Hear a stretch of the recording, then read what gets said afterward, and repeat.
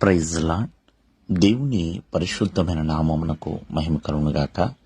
ప్రభు నామమున మీ అందరికీ హృదయపూర్వక వందనాలు. ఈ ఉదయకాలము దేవుని వాక్యాన్ని విందాం. సామెతలు 8వ అధ్యాయము 21వ వచనము. నన్ను ప్రేమించు వారిని ఆస్తికర్తలుగా చేయుదును, వారి నిధులను నింపుదును. ప్రియమైన వర్లారా, దేవుని వాక్యము ఏమైనా సెలవిస్తుందంటే, మరి నన్ను ప్రేమించు వారిని, ఎవరైతే దేవుణ్ణి ప్రేమిస్తున్నారో వారిని ఆస్తికర్తలుగాను మరియు వారి నిధులను నింపెదును అని. దేవుని వాక్యము సజీవమైనది, యథార్థమైనదండి. మరి ప్రతి ఒక్కరూ కూడా ఆస్తికర్తలుగా మార్చబడాలి. ప్రతి ఒక్కరూ కూడా నిండుగా మెండుగా దేవుని చేత దీవించబడాలి. మరి ఆయన ఆస్తికర్తలుగా చేయాలి అంటే దేవుడు ఆస్తి కలిగిన వాడిగా ఉండాలి కదండి.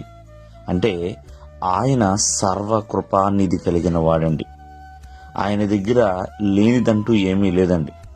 ప్రతి ఒక్క అవసరమును ఆయన తన మహిమ ఐశ్వర్యము చొప్పున ప్రతి ఒక్కరిని కూడా తీర్చువాడు. మొదటిగా దేవుని చేత దీవించబడాలి, దేవుని చేత ధనవంతులుగా మార్చబడాలి అంటే ప్రభువుని ప్రేమించాలి అనే విషయాన్ని మనం మర్చిపోకూడదు. అన్ని విషయాల్లోనూ అన్ని సమయాల్లోనూ దేవుణ్ణి ప్రేమించాలని, అది కష్టమైన, నష్టమైన, వ్యాధైనా, బాధైనా.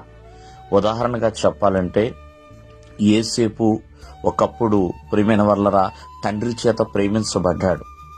మరి ఒకానొక సమయంలో తండ్రి దగ్గర నుంచి దూరం అయ్యాడు. మరలా అన్నదమ్ములు ఐగుప్తు దేశంలో ప్రియమైన వర్లారా జైల్లోకి వెళ్ళిపోయినాడు. మరి తన జీవితం అంతా కూడా ఎత్తు పల్లాలుగా ఉన్నా సరే ప్రభువుని ప్రేమించడం మాత్రం మానలేదండి. అందుకనే యేసేపుని చూడండి, ఎంత ఆస్తికి కర్తగా చేశాడు.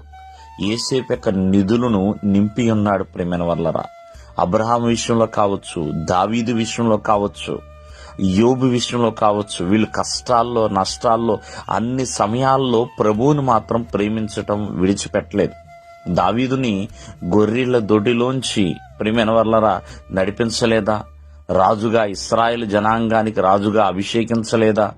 మరి పరిపాలించినట్లుగా మరి చూడండి, గొర్రెలు కాసుకునే కాపరి కాస్త రాజుగా మార్చబడ్డాడంటే ఎంత గొప్పతనం అండి. మరి యేసేపు యొక్క నిధులు ఎవరు నింపారు? దావీదు యొక్క నిధులు ఎవరు నింపారు? యోబు సర్వాన్ని కోల్పోయాడు, మరి రెండంతుల ఆశీర్వాదాన్ని ఎలా పొందుకున్నాడు? కాబట్టి ప్రతి ఒక్కరిని కూడా ప్రియమైన వల్ల దేవుడు ఆశీర్వదించేవాడు, ఆస్తికర్తలుగా మార్చేవాడు, ప్రతి ఒక్కరి నిధులు నింపువాడు. చూడండి, ఆయన భూ సంబంధమైనవైనా పర సంబంధమైనవైనా సమస్తమును కూడా ఆయన దయచేసే దేవుడు. దేవుడు మేము ఆశీర్వదించును గాక. ఆమేన్.